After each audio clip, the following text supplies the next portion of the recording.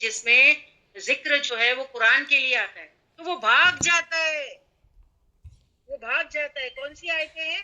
वयतजन्नबुहल अश्का, जो बेइंतहाई बदबख्त है।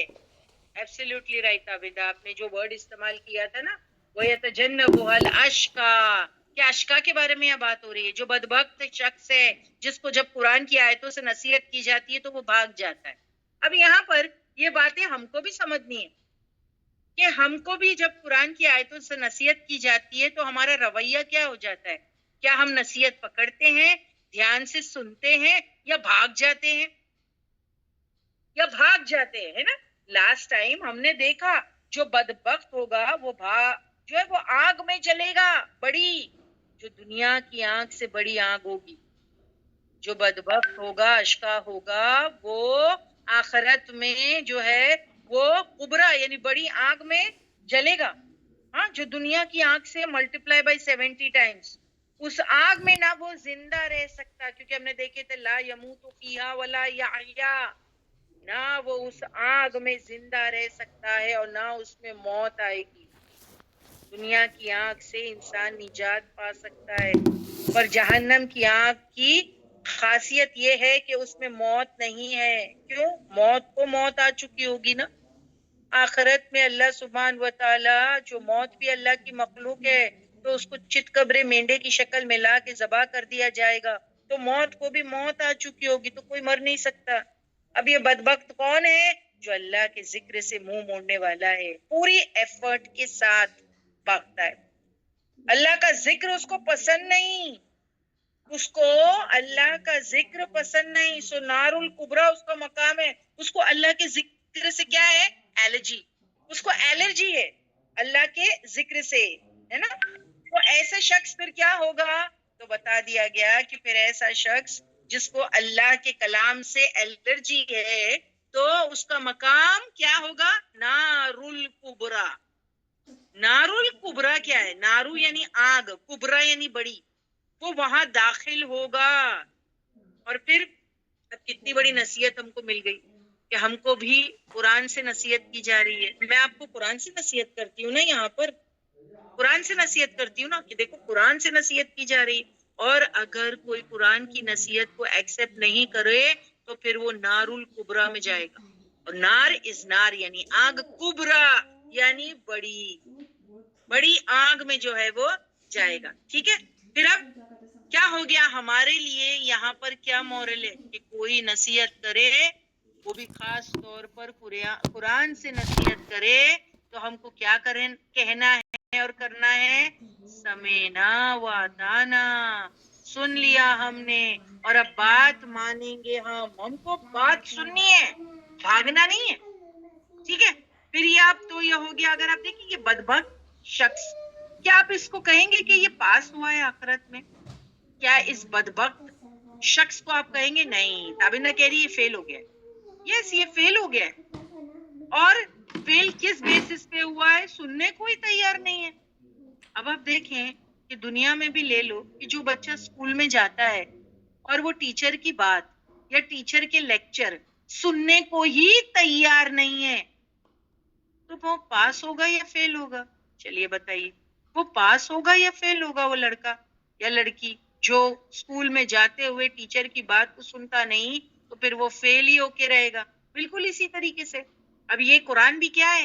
ये हमारी टेक्स्ट बुक है, हमको फॉलो करना है।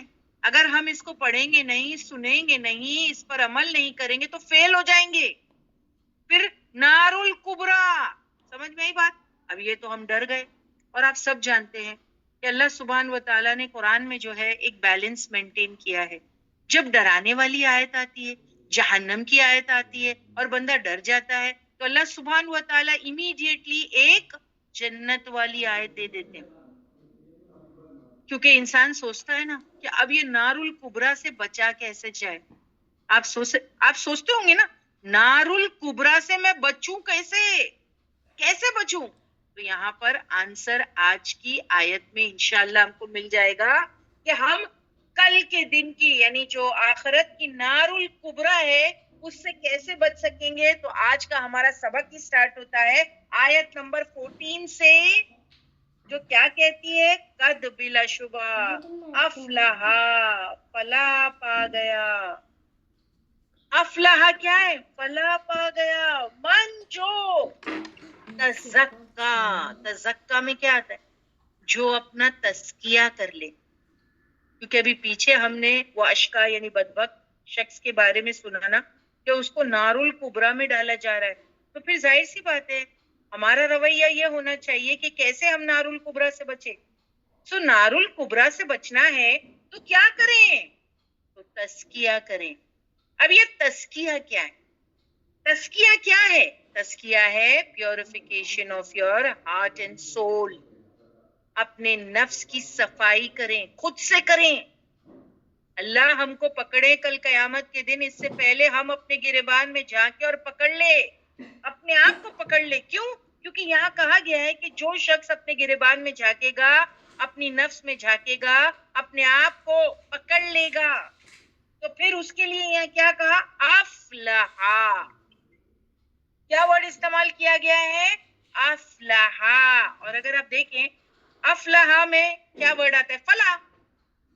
और फला का माना क्या है हमारे लिए, फला का माना क्या है, सक्सेस, कामयाब। कामयाब होना चाहते हो, हाँ, तस्किया करना पड़ेगा, अपने आप को डेली पकड़ना पड़ेगा, अपने आप में डेली झांकना पड़ेगा, ठीक है, अपना जायजा लेना पड़ेगा, अपना मुहासिबा करना पड़ेगा। आज मैंने किस किस का दिल दुखाया, आज मैंने क्या किया, आज अपनी जो है वो ड्यूटी निभाई, हुकूकुल्लाह हो या हुकूकुल इबाद हो, क्या मैंने अपनी ड्यूटी जो है वो निभाई, ठीक है।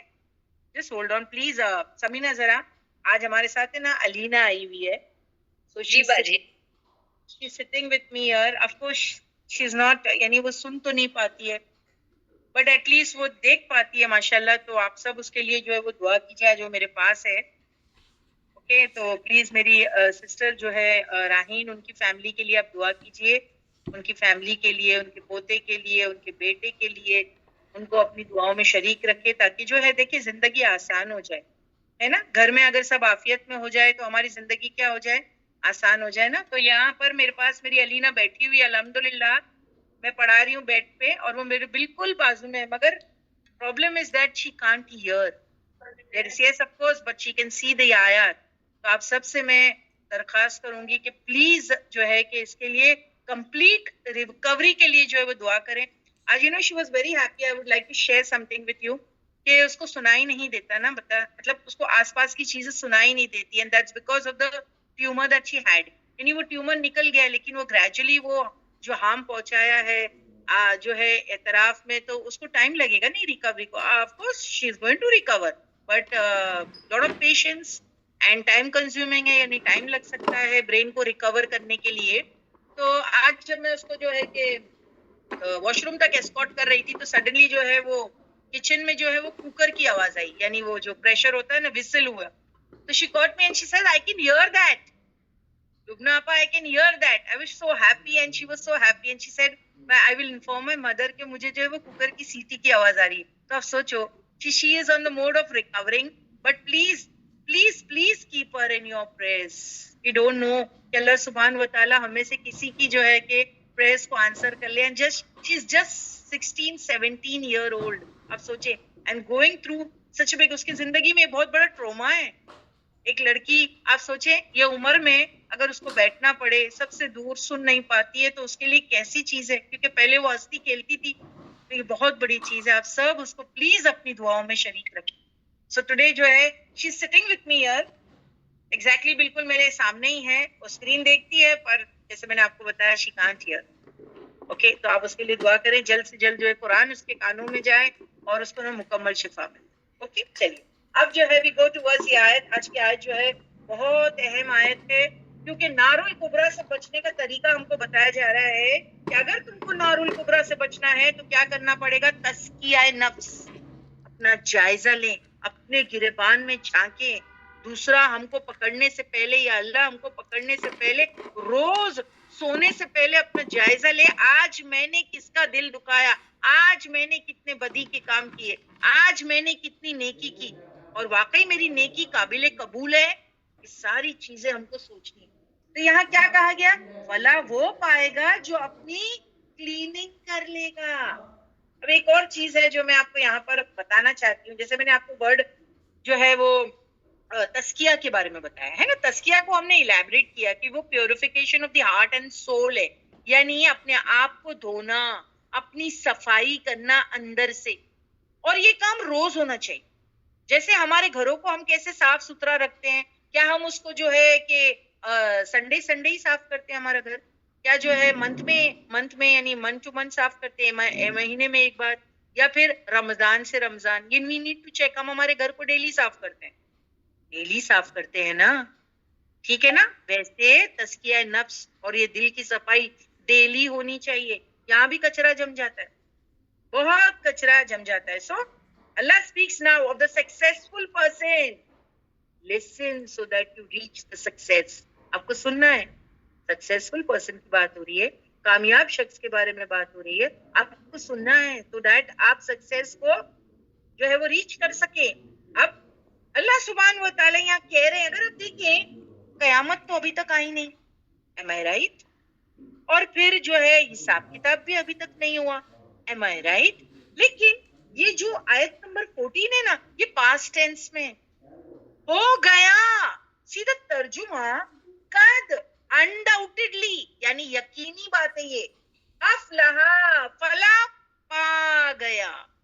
मन जिसने तज़क्का, अपनी नफ्स का तस्किया कर लिया। अब ये फला पा गया मतलब क्या? हो गया इसका हिसाब। अल्लाह कहते हैं ये ऑलरेडी सक्सेसफुल है। अल्लाह के अभी तक के कयामत नहीं आई, अभी तक के जो है हिसाब किताब नहीं हुआ, लेकिन अल्लाह सुब्हान व तआला ने पास्ट टेंस में कह दिए कि हो गया। हो गया मींस फिनिश, हो गया। ये इसका मतलब है। he has certainly succeeded who purifies himself, यानी जो दिन में ये काम करेगा, अल्लाह कहते हैं गारंटी दे रहा हूं सक्सेस है, सक्सेस। अगर तुम अपने आप को पाक करने में कामयाब हो गए मींस तुम ऑलरेडी सक्सेसफुल हो गए, तुमको सक्सेस मिल गई। और कुरान में सक्सेस क्या है, कामयाबी क्या है? जन्नत है। लेकिन अभी तो कयामत नहीं आई, अभी तो हिसाब किताब नहीं हुआ। नहीं, तुम डेली अपना तस्किया करते हो ना। अब दूसरा वर्ड कहती हूँ यहाँ पर, कद अफलाहा। अब ये अफलाहा को भी देख लेते हैं। जिन्होंने मेरे साथ दोबारा संडे बैच में कुरान जो है वो स्टार्ट किया होगा, जाहिर सी बात है उनको पता चल गया होगा कि ये फला वर्ड निकला कहाँ से। Very good Tabinda, I was just expecting the answer from you. अल्हम्दुलिल्लाह एंड माशाअल्लाह फॉर दैट। एंड जायदा अपा has also given me the right answer. Rozina has also given me the right answer कि वर्ड फला आया कहां से। मैंने आपको एक्सप्लेन किया तो और बताया था, फला comes from Fallah, and Fallah means in Arabic is क्या है वो? फार्मर, किसान। किसान को फल्लाह कहते हैं। समझ में आई बात? तो ये फला निकला है फल्लाह से। नाउ किसान और सक्सेस, या किसान जो क्या है यहाँ पर, क्या मतलब है उसका? किसान को सोच के आपके दिल में क्या ख्याल आता है? सबसे पहली चीज यहाँ पर क्या कहा गया है कि फल्ला, जो फला वर्ड निकला है वो फल्लाह से निकला है। सो किसान के बारे में सोच के सबसे पहली चीज जो आपके दिमाग में आती है वो क्या है? सायरा बाजी आप कह रहे हैं खेत, ओके। जो शैमा बाजी भी कह रही खेत, रोजीना कह रही है मेहनत, कोशिश, मशक्कत, स्ट्रगल, जायदा by saying hard work. Yes, that's the right answer. जब हम जो है ये फार्मर के बारे में सोचते हैं, किसान के बारे में सोचते हैं, तो समझ में आ जाती है भाई मेहनत और मशक्कत का काम है किसान का। सही में किसान का काम बहुत मेहनत मशक्कत का है।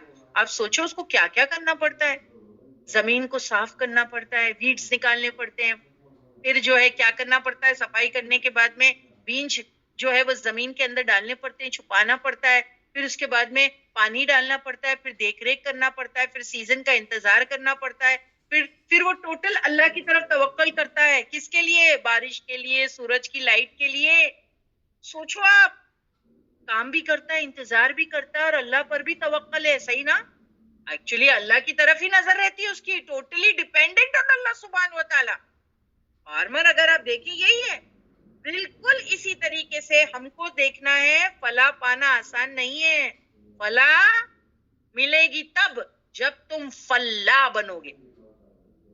समझ में आ रही है बात? फला यानी सक्सेस मिलेगी तुमको जब तुम फल्ला बनोगे, फार्मर की तरह काम करना पड़ेगा। तो एक मोमिन को अपनी जिंदगी में फार्मर की तरह काम करना पड़ेगा, अमाल की तरफ जो है वो तवज्जो देने पड़ेंगे, जैसे वो किस तरीके से जो है पर्टिकुलर होता है हर मामले में। सो फला कम्स फ्रॉम फल्ला, अ फार्मर। कितनी मेहनत करता, खेत के साथ साफ करता, बीज डालता, पानी डालता, ख्याल रखता खेत का, है ना। फिर जल्दी सुबह सुबह उठता है, बहुत मेहनत करता है, और साथों साथ देखिए काम करने के बाद वो नर्वस भी रहता है। मैंने अभी आपको बताया ना, काम करने के बाद वो नर्वस रहता है, क्यों? उसका रुझान अल्लाह की तरफ होता है कि अल्लाह, अल्लाह की रहमत होगी ना, अल्लाह पे रिलाय करता है वो सीजन के लिए, बारिश पानी धूप के लिए। इसी तरीके से एक मोमिन होता है जो वो मेहनत करता है, इतना मेहनत करता है, और फिर अल्लाह की तरफ जो है वो देखता है। ही इज ऑल्सो नर्वस, पता नहीं कैसा सीजन हो, फार्मर सोचता फ्लड हो जाए, बारिश हो जाए, है ना। सो फल्ला मतलब फार्मर बहुत मेहनत करके अपना वक्त एनर्जी लगाता है, और एंड में जब वो फला पाता मेहनत का, तो उसके लिए सबसे ज्यादा खुशी का वक्त होता है एंड में, जब उसकी खेती कटती है और जब उसको उसका फल मिलता है ना। सो अफलाहा मतलब सक्सेस, बट जिसके पीछे मेहनत मशक्कत जुड़ी है। अब समझ रहे हैं, ये जो फला है, मोमिन फला इतनी आसानी से नहीं पा सकता, उसके पीछे बहुत सारी मेहनत मशक्कत जुड़ी है। लाइक अ फल्ला, फार्मर जितनी मेहनत करता है, बहुत वक्त एफर्ट्स लग गई ना इस सक्सेस में। जैसे एक फार्मर टाइम एंड एफर्ट लगाता है, वैसे हमको भी क्या करना पड़ेगा, टाइम और एफर्ट लगाने पड़ेंगे। हाँ, someone who tried with lots of efforts to cleanse himself, cleansing from inside and outside, हाँ दोनों करनी पड़ेगी। इनसाइड शिर्क है, ओके, एंड हैव तौहीद इंटरनली ऑफ अल्लाह। देखिए, जहां से आप सफाई करोगे, दिल से शिर्क निकालोगे, तो जगह खाली नहीं छोड़ सकते। मैंने आपको हमेशा कहा था, तज़किया नफ्स इस क्लास में भी होता है। अगर आप गौर करें, हम भी जब भी क्लासेस में कंडक्ट करते हैं आपके लिए या जुड़े रहते हैं, तो हम भी यही करते हैं। आपके दिलों की सफाई, और दिल साफ करके उसमें गंदी गंदी चीजें निकल जाती है। अब खाली दिल लेके नहीं जाना है आपको, आपको खाली दिल नहीं ले जाने देते, अच्छी अच्छी चीजों से भरते हैं। क्योंकि आपने नोट किया होगा कि जो खाली जगह है उसमें अक्सर धूल मिट्टी कचरा भर जाता है। देखो, खाली नहीं रहती वो जगह, कभी भी याद रखना, सफाई के बाद उसमें कुछ भरना भी है, अच्छी अच्छी चीजें। तो तज़किया नफ्स में क्या है, गंदी चीजें निकालो, अच्छी अच्छी चीजें भरो, ठीक है। तो अब शिर्क निकालोगे तो उसकी जगह खाली हो जाएगी। जब दिल में से शिर्क निकालोगे तो उसकी जगह खाली हो जाएगी। तो खाली जगह में क्या डालना पड़ेगा, तौहीद, तौहीद डालना पड़ेगा। और एक्सटर्नल, ये तो हो गया इंटरनल प्योरिफिकेशन, और एक्सटर्नल प्योरिफिकेशन मींस मेकिंग गुस्ल, मेकिंग वदू। हमारा दीन तो जो है तहारत पर ही बेस्ड है। सो वो it's time to look inside of yourself, वो फला पाएगा कि मैं कैसे एक अच्छा इंसान बनूं, कैसे गंदगी निकालूं, कैसे जो है अंदर बाहर से अपनी सफाई करूं। क्यों? क्योंकि यहाँ कहा गया कद अफलहा मन तज़क्का, कि बिला शुबा जो है कि सक्सेस वही पाएगा जो तस्किया नफ्स करेगा, तस्किया नफ्स करेगा। और एक चीज आपको यहाँ पर बतौर एग्जाम्पल देना चाहती हूँ। देखिए, एक होती है चेहरे की क्लीनिंग, भी आपने देखा होगा, है ना। यहाँ पहले मैंने आपको दिल की बताया, अब देखिए हम लोग चेहरे की क्लीनिंग भी करते हैं, कितने कॉन्शियस होते हैं, रहते हैं ना, है ना। चेहरा साफ रहे, कोई डर्ट ना हो, फेशियल कराते हैं लोग, क्लीन अप कराते हैं ताकि चेहरा जो है बुरा ना लगे। हाँ, जैसे हम पहले मैंने आपको बताया घर की सफाई भी हम डेली करते हैं, वैसे जो है चेहरे को भी साफ डेली रखते हैं ताकि गंदगी ना हो, ठीक है। अब एक होती है पाकीज़गी नफ्स, वो भी होती है जरूरी। एक पाकीज़गी नफ्स की भी होती है, इट्स कॉल्ड तज़किया नफ्स। तो जैसा अपने घरों को साफ रखते हो, जैसा अपने चेहरे को साफ रखते हो, वैसा अपनी नफ्स को भी साफ रखा जाए। नाउ व्हाट इज तज़किया नफ्स? इसमें दो बातें होती हैं, अब मैं आपको बता रही हूँ। व्हाट इज तज़किया नफ्स? इसमें दो बातें, एक है ये कि अपने अंदर से बुराइयां उनको कैलकुलेट करें कि क्या क्या नीड्स इंप्रूवमेंट विद इन मी, मेरे अंदर क्या क्या चीजों की खामियां हैं, कमियां हैं, कहाँ कहाँ पर मैं इंप्रूवमेंट करने की मुझे जरूरत है। तज़किया नफ्स में ये पहला स्टेप। क्या करो, अपने आप की बुराइयां अंदर चेक करो, सारी गंदगी जो अंदर है उसको चेक करो, क्या क्या इंप्रूवमेंट चाहिए, क्या क्या नाफरमानियां मैं करती हूँ, जो मैं कर रही हूँ, हाँ, फिर दूर करने की कोशिश करो, इस पे काम करो। ये नहीं करना है मुझे, नहीं मुझे नहीं करना है, I have to remove this out, I have to remove this out. तो ये हो गया क्या, एक अंदर जो बुराइयां हैं उसको जांचे भापे और फिर जो है क्या करे, उसको वाइप ऑफ करने की कोशिश करें। सेकेंड स्टेप तज़किया नफ्स में, अब क्या है, वहां से गंदगी निकल गई तो फिर क्या, मुहासिबा करो, क्या क्या अच्छाइयां मेरे अंदर है, अब ये भी देखो क्या क्या अच्छाइयां मेरे अंदर है। फिर अगर नहीं है तो पैदा करने की कोशिश करो, और अगर है तो उसको बढ़ाने की कोशिश करो। देखिए पहले क्या कहा मैंने आपको, कि पहले गंदगी को दूर करने की कोशिश करो, फिर चेक करो, पहले बुराइयां चेक करो और उसको निकालने की कोशिश करो, फिर अच्छाइयां चेक करो, है तो उसको बढ़ाने की कोशिश करो, नहीं है तो पैदा करो। सो मुहासिबा करो, क्या क्या अच्छाइयां मेरे अंदर ही है, फिर पैदा करने की कोशिश करो। इट्स लाइक जैसे हम अपने घरों की सफाई करते हैं, कैसे करते हैं, देखो पहले, अब देखो घर को हम पहले सजाते नहीं है, पहले घर को गंदगी से साफ करते हैं, जब घर साफ हो गया तो फिर सजावट का काम। ऐसे ही तज़किया नफ्स से पहले गंदगी निकालो, अंदर से सब गंदगी निकालो और फिर अच्छी अच्छी चीजें अब उसमें डालो, अगर है अच्छी तो उसको बढ़ाने की कोशिश करो, ब्यूटीफाई करो, ठीक है। तो फिर जो है पैदा करने की कोशिश करो। इट्स लाइक जैसे अपने घरों की सफाई, सजावट, पहले गंदगी साफ करके सजावट करनी पड़ेगी। सो बुराइयां दूर करो, भलाइयां पैदा करने की कोशिश करो। इसके लिए ऐसी महफिले, दोस्त साथी ढूंढना पड़ेगा, आपको ऐसी महफिलों में जाना पड़ेगा। अब तो कितना हमारे लिए आसान हो गया है, अंदर सफाई करने के लिए या सजावट करने के लिए ये सिकरा क्लासेस, अल्हम्दुलिल्लाह आप क्लासेस ज्वाइन करते हो, क्लासेस में आते हो, तज़किया नफ्स होता है, गंदगी निकाली जाती है, अच्छी अच्छी बातें जो भरी जाती है। तो ऐसी महफिलों की तलाश में रहो। फिर ऐसे दोस्त भी चाहिए, ऐसे दोस्त भी जिंदगी में होने चाहिए जो आपके साथ में बाजमात नमाज पढ़े। है कोई आपका ऐसा बेस्ट फ्रेंड जो आपके साथ हर नमाज जो है वो बाजमात पढ़ता है? अगर जिस दिन वो आपके साथ हो तो हर नमाज आपके साथ में जो है बाजमात होती है, हाँ? और फिर कोई ऐसा फ्रेंड भी होना चाहिए जो आपको डांटे अगर बाजमात नमाज ना पढ़े तो फिर नाराज भी हो। है ऐसा कोई फ्रेंड?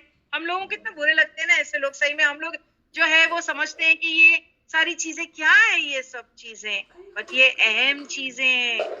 तज़किया नफ्स का तरीका है ऐसे दोस्ती, ऐसे दोस्त जो ढूंढो जिनके साथ हम खाना खाएं तो हमको दुआ पढ़ाए, खाने के बाद की दुआ पढ़ाए, खाने से पहले की दुआ पढ़ाए, ऐसे दोस्त ढूंढे, ठीक है। शुक्रगुजार होना सिखाएं, अगर हम तकलीफ में हैं तो हमको दिलासा दे। तो क्या होता है तज़किया नफ्स, वरना तो इंसान मायूस हो जाएगा ना, इंसान मायूस हो जाएगा अपनी जिंदगी से अगर ऐसी महफिल नहीं मिलेगी, ऐसे दोस्त नहीं मिलेंगे। सोचे आप, तो तज़किया डेली करना है, ऐसी महफिलों की तलाश करें, ऐसे दोस्तों को ढूंढे, ठीक है। फिर ये एक ऑनगोइंग प्रोसेस होना चाहिए, ऐसा नहीं आज कर लिए तो बस। क्यों हम अपने घर की सफाई सिर्फ आज करते हैं, फिर 2-3 दिन भूल जाते हैं, या महीनों भूल जाते हैं, या सालों भूल जाते हैं, या सिर्फ जो है रमजान में करते हैं?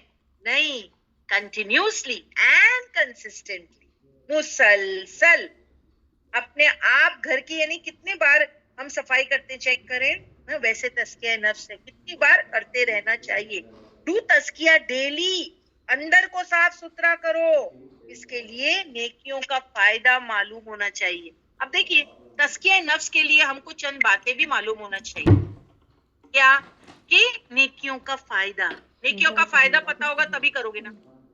आप जब जानेंगे भाई ये नेकी से ये फायदा है, तभी ना। हम इंसान बहुत सेल्फिश है, ग्रीडी है, हम हमेशा फायदा देख के काम करते हैं। तो नेकियों का फायदा जो है पता होना चाहिए, मालूम होना चाहिए, और गुनाहों की जो सजा है वो भी मालूम होना चाहिए, तभी तो इंसान गुनाहों से या सिन से परहेज करेगा, ये रुकेगा, तभी इंसान बच सकता है ना।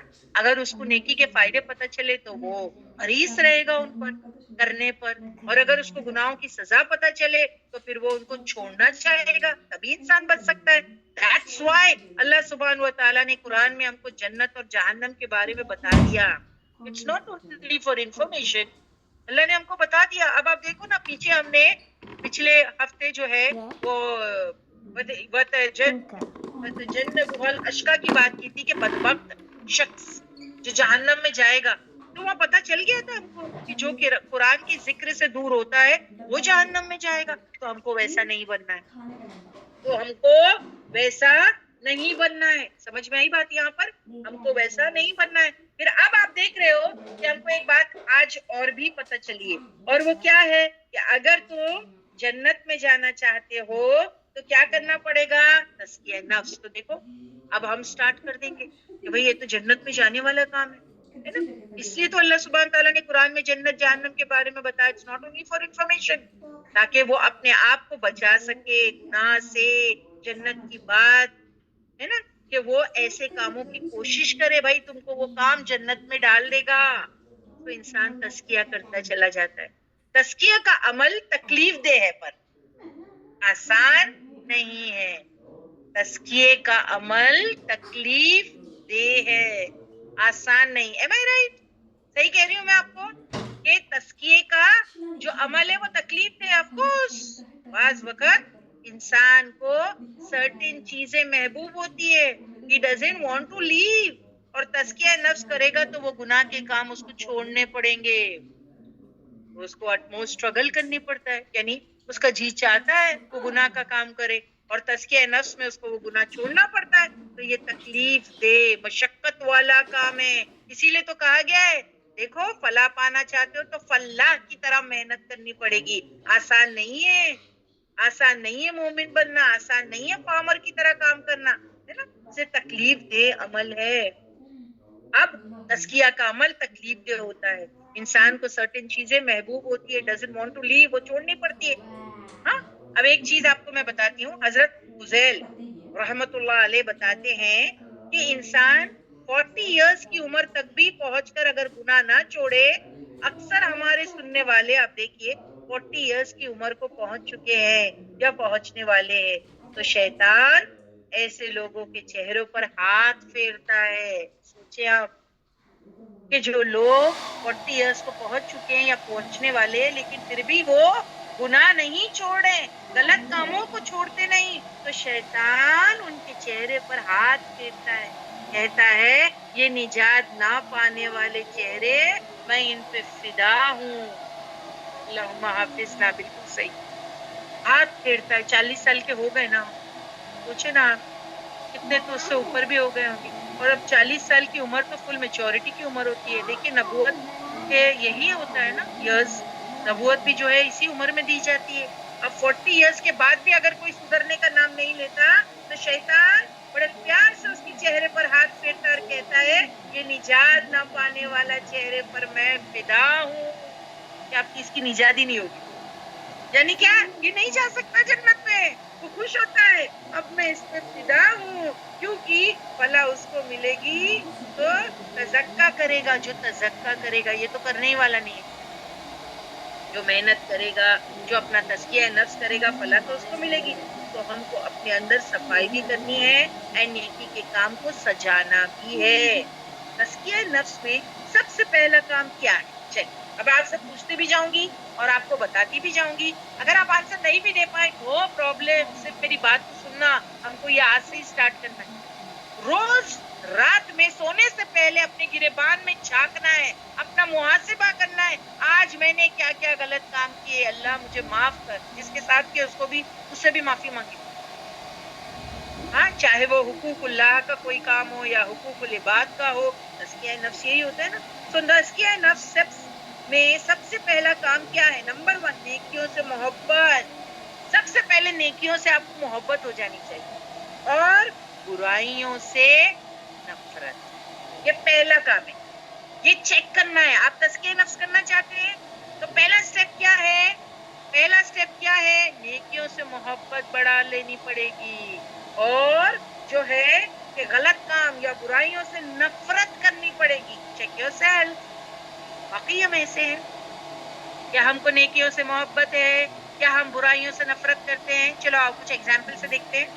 You want to check yourself? चलिए आपको अपने आप को चेक करना है। देखिए मैं अपने आप को चेक कर रही हूँ, ओके, आप अपने आप को चेक कीजिएगा, लेकिन प्लीज आप अपने घर वालों को चेक ना करें, आप अपने पड़ोसी को चेक ना करें, ऐसा नहीं करना। आपको अपना जायजा लेना, खुद का मुहासिबा करने हैं, दूसरे का नहीं बैठ जाना, वो ऐसा नहीं, खुद खुद मैं मेरा करती हूँ, आप अपना करें, ठीक है। क्योंकि मैंने यहाँ पर अभी आपको बताया तज़किया नफ्स सबसे पहले काम उसमें क्या है कि नेकियों से मोहब्बत हो जानी चाहिए और बुराइयों से नफरत। अब मैं एग्जाम्पल देती हूँ, अभी अपने आप को चेक करें इस एग्जाम्पल की बेसिस पे। ओके, नंबर 1 एग्जाम्पल, जब कोई खवातीन, फीमेल, औरत, हाँ, महफिल में बेपर्दा आती है, सज सवर कर अपने आप को पेश करती है, तो आप क्या कहोगे? आप ये नहीं कहोगे क्या खूबसूरत लग रही हो, हाँ, ये बुराई है ना, माइंड करना चाहिए। बट नॉर्मली लोग क्या कहते हैं? नॉर्मली क्या खूबसूरत लग रहे हैं आप, हालांकि वो बेपर्दा है, वो अपनी जीनत की नुमाइश कर रही है। यस, ताबिंदा ने कहा what cool you are looking, correct, check कर लो अभी। ये बुराई है कि एक खातून जो है वो महफिल में बेपर्दा फिर रही है and mingling with the opposite जो है वो जेंडर, करेक्ट, समझ में आ रही है आपको बात? And mingling with the opposite gender, बेपर्दा जो घूम रही है सज सवर कर, और फिर जो है कि अपनी जीनत को नुमाया कर रही है, और फिर हमारे स्टेटमेंट क्या होते हैं आपको चेक करना है। आपको ये बुरा लगता है या आप उनको जा करके तारीफ करते हैं? सोचो, बेपर्दा फिरे और हम उसकी तारीफ करें, एक्चुअली तो ये बुराई है, उसको माइंड करना चाहिए, है ना। अपने अंदर जो है नफरत होनी चाहिए इस चीज के लिए, लेकिन कितने हम में से है जो इस चीज को पसंद करते हैं? जायजा ले लीजिए, अपना तज़किया नफ्स कर लीजिए। ये बुराई है कि एक खवातीन अपने आप को जो है वो नुमाया कर रही है, बेपर्दा मजलिसों में फिर रही है, वो चीज हमको कितनी अच्छी लग रही है, कितनी अच्छी लग रही है। चेक योरसेल्फ, कोई किसी को चेक नहीं करेगा, मैंने बता दिया आपको, अपने आप को चेक करें, ये चीज आपको हमको कैसी लगती, चेक कीजिए, आपको समझ में आ जाएगा। अगर वो अच्छी लग रही है खातून आपको, तो फिर आपको जो है कि बुराइयों से मोहब्बत है और नेकियों से नफरत है, सीधी सी बात है। बुराइयां आपको अच्छी लग रही है। सेकेंड एग्जाम्पल, पहला एग्जाम्पल सबको समझ में आ गया? अपने आप को खुद चेक करना है, अपने आप का जायजा खुद लें, अपने गिरेबान में जाके, क्या कोई सच सवर के बेपर्दा औरत को देख करके मैं उसकी तारीफ करती हूँ या उसको कहती हूँ भाई प्लीज हिजाब पहनो? चेक करें।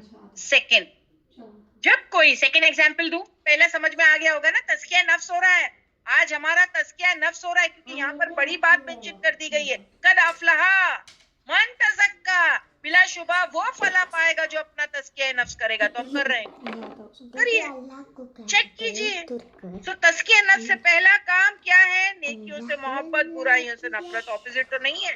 Second example to check this, जब कोई हराम काम करके तरक्की करता है, जब कोई हराम काम करके तरक्की करता है, तो हम क्या कहते हैं उसको? बहुत खूब, क्या तरक्की की है तुमने, क्या तुम इंटेलिजेंट हो, क्या तुम जो है तरक्की कर रहे हो, है ना, वाह भाई वाह। जबकि पता है पैसे कहाँ से आ रहे हैं, हराम तरीके से कैसे कमा रहे हैं। तो अपने जो है आपने बुराई से नफरत की या पसंद किया, चेक कीजिए। वो शख्स हराम तरीके से माल कमा रहा है और आप उसको प्रेज कर रहे हो, आप उसको तारीफ कर रहे हो, ठीक है। तो अभी आप बताएं कि आपको बुराइयां अच्छी लगती हैं, बुराइयां अच्छी लगती है या बुराइयों से नफरत है? ये हो गया सेकेंड एग्जाम्पल। ओके, ये दो एग्जाम्पल से समझ में आ गया होगा, अपने आप का जायजा ले लिया होगा हर एक ने। व्हाट डू यू से समीना बाजी? चलिए आइए, let's speak to the host, वो आपके बिहाफ पर रिप्रेजेंटेटिव है। आपको कैसे लगे ये एग्जाम्पल, अपने आप को चेक करने के लिए? बाजी, it is very much self-reflecting. या तज़किया ऐसा ही होगा ना, this is called purification of the heart and the soul. You have to check yourself, why to check others? Check, आपको कैसा लगता है? मैं क्या करती हूँ, तारीफ करती हूँ या कहती हूँ भाई प्लीज पर्दा पर्दा कीजिए, ज्यादा अच्छी लगेंगी? ढकी हुई चीज ज्यादा सेफ रहती है। या फिर जो इंसान गलत तरीके से माल कमाता है तो उसको कहे भाई अपना तरीका दुरुस्त कर लो। थर्ड एग्जाम्पल देती हूँ अभी। थर्ड एग्जाम्पल भी बहुत अच्छा है। कोई दीन सीखने सिखाने में थकता है तो हम उसको क्या कहते हैं? ओ दे आर क्रेजी पीपल। ये देखो इकरा की जो है टीचर, ये देखो इकरा के स्टूडेंट्स पूरी दोपहर जो है बैठे हुए हैं। जाओ जाके सो जाओ, जाओ जाके सो जाओ, है ना? रोजे सभी होंगे पता नहीं, जो 13 14 15 रखते होंगे वो रोजे से होंगे, करेक्ट। और ये जो है कि बैठे हुए हैं, सबको लिंक दे रहे हैं, सबको क्लास में आने की जो है वो इनविटेशन दे रहे हैं। तो कोई दीन सीखने सिखाने में थकता और हम कहते क्रेजी पीपल। चेक, क्या अभी चेक कीजिए ना, क्या चीज को अपना आपने अच्छा समझा और क्या चीज को आपने बुरा समझा है। जो दीन सीखता सिखाता वो शख्स की वैल्यू क्या है आपकी नजर में? जो शख्स दीन सीखता है और सिखाता है उसकी वैल्यू आपके सामने क्या है? चेक करो, चेक करो इस बात पे। और हर जगह कमेंट तो होगा, हर जगह कमेंट होगा। Check your comments please. जब हम करते हैं, क्या हम नेकी को पसंद करते हैं या बुराई को प्रेफर करते हैं?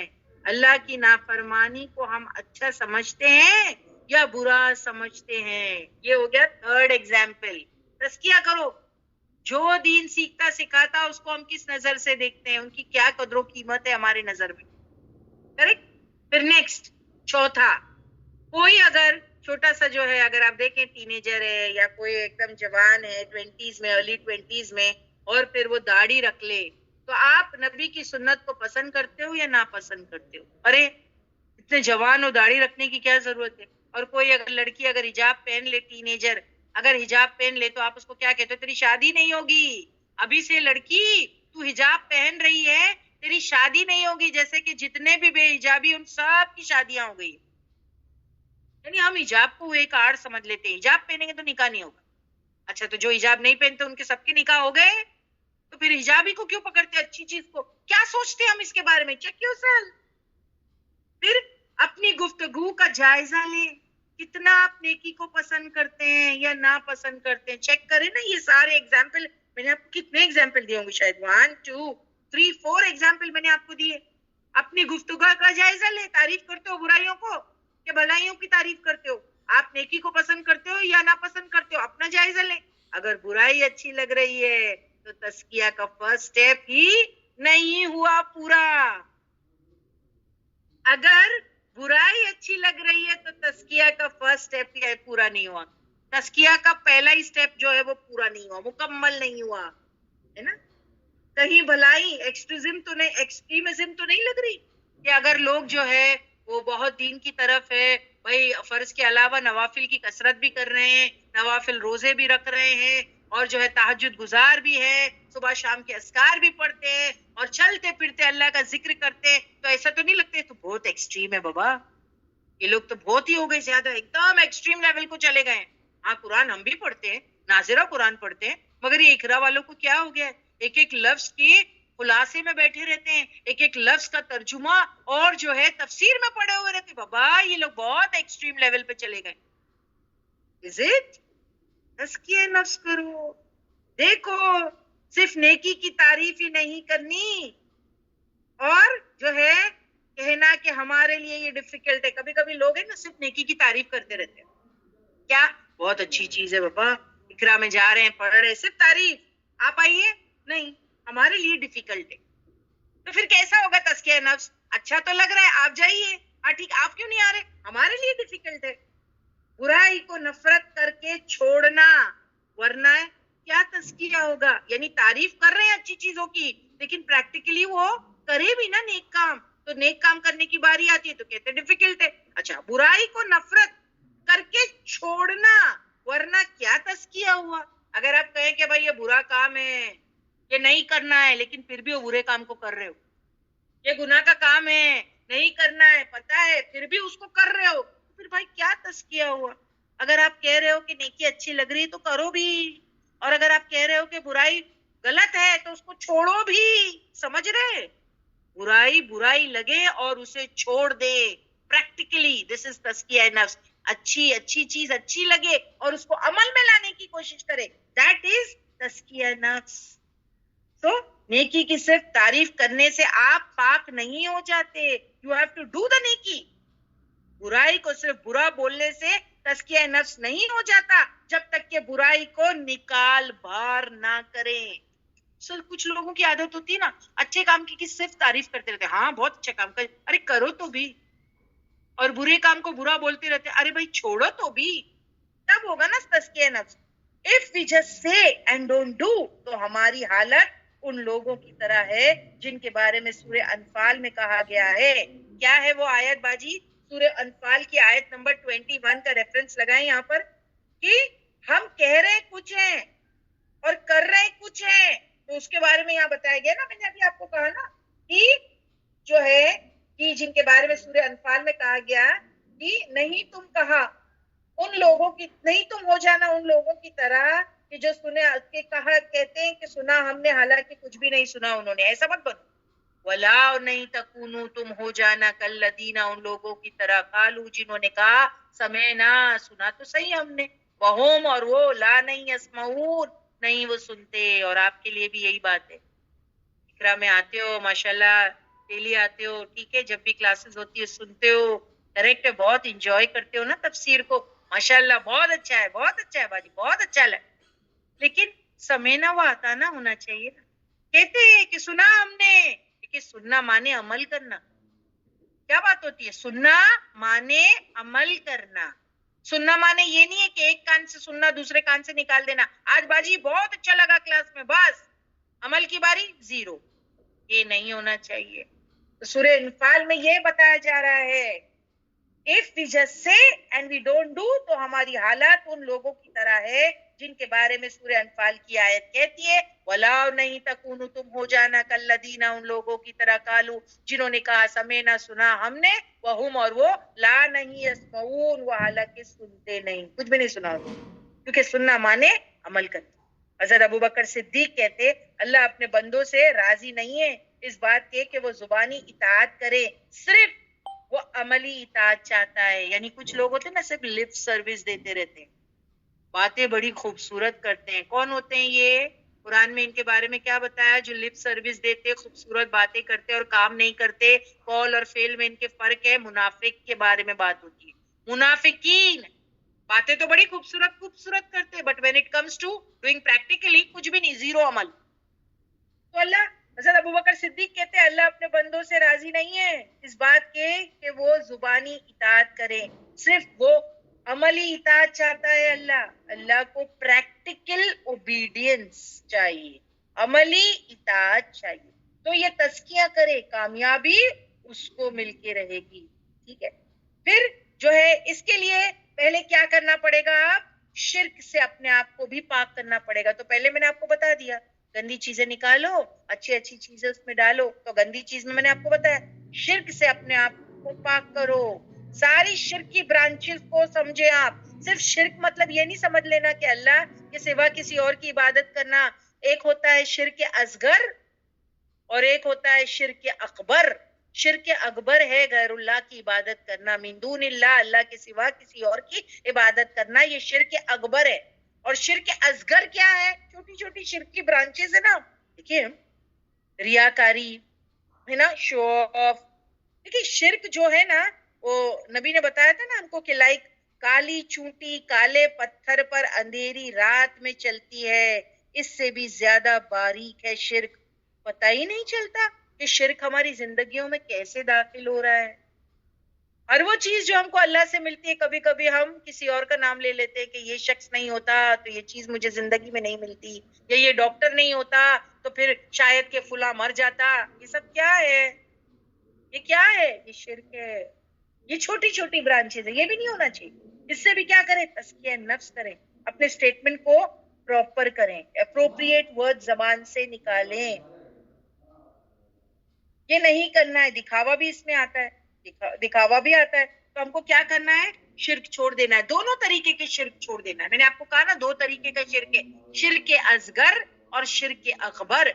शिर्क अकबर यानी अल्लाह के सिवा किसी और की इबादत करना, और शिर्क असगर उसके अलावा शो ऑफ करना, दिखावा करना, है ना, ये सारी चीजें इसमें आती है। देखिए शिर्क अकबर करते करते अगर कोई मर गया तो उसकी तो बख्शिश भी नहीं है।